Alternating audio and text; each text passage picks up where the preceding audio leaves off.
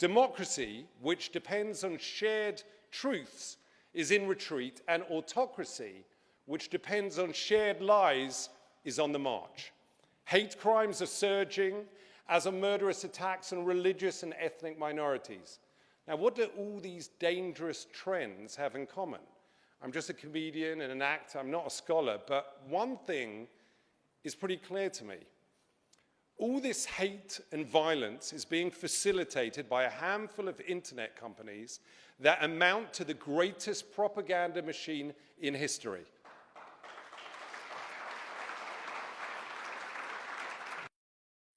Voltaire was right when he said, "Those who can make you believe absurdities can make you commit atrocities."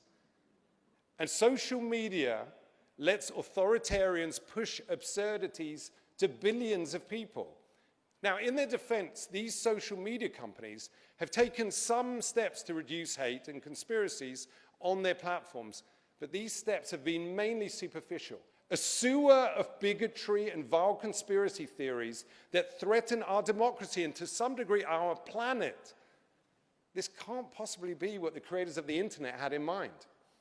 I believe that it's time for a fundamental rethink of social media and how it spreads hate, conspiracies, and lies.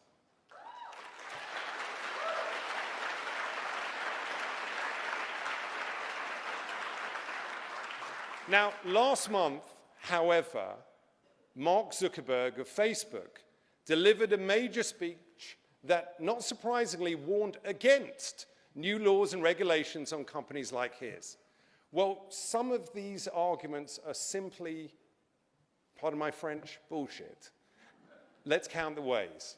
First, Zuckerberg tried to portray this whole issue as choices around free expression. That is ludicrous.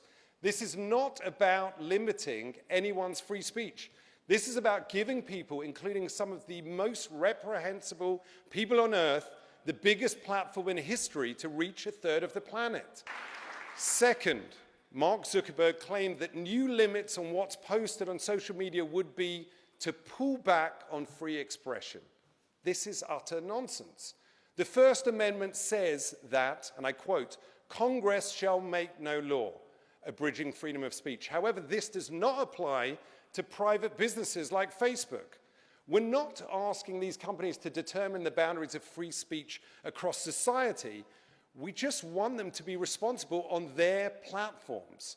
Now, if a neo-Nazi comes goose-stepping into a restaurant and starts threatening other customers and saying he wants to kill Jews, would the owner of the restaurant, a private business, be required to serve him an elegant 8-course meal?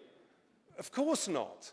The restaurant owner has every legal right, and indeed, I would argue, a moral obligation to kick that Nazi out. And so do these internet companies.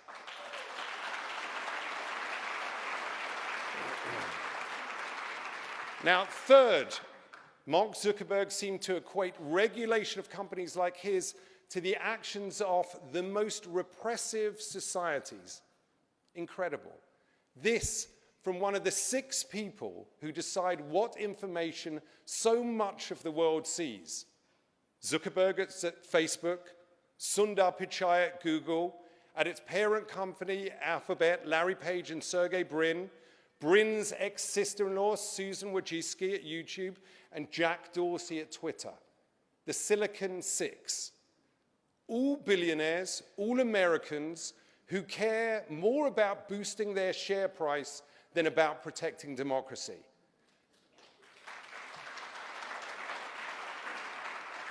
This is ideological imperialism.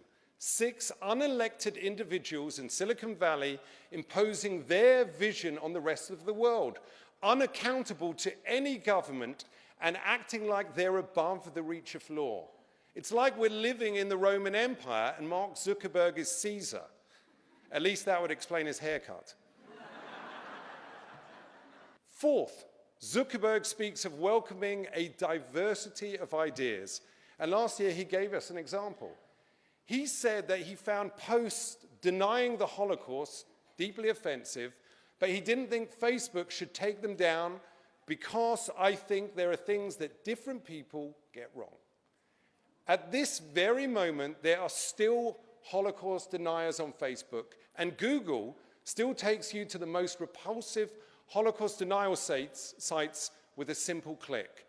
One of the heads of Google, in fact, told me that these sites just show both sides of the issue. This is madness. To quote Edward R. Murrow, one cannot accept that there are on every story two equal and logical sides to an argument. We have, unfortunately, millions of pieces of evidence for the Holocaust. It is an historical fact. And denying it is not some random opinion. Those who deny the Holocaust aim to encourage another one.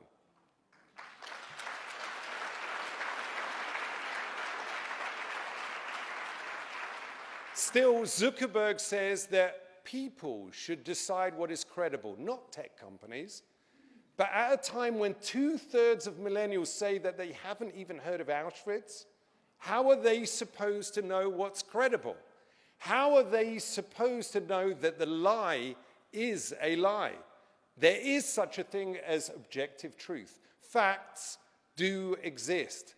And if these internet companies really want to make a difference, they should hire enough monitors to actually monitor, work closely with groups like the ADL and the NAACP, insist on facts, and purge these lies and conspiracies from their platforms.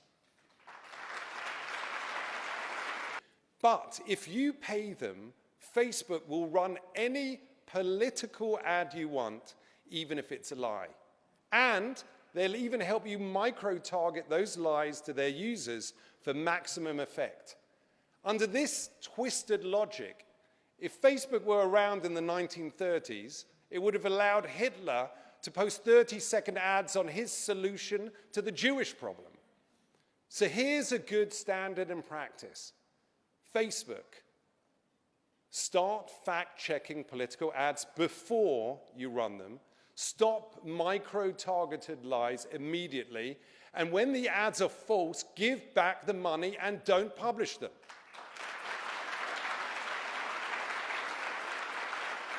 So allow me to leave you with a suggestion for a different aim for society.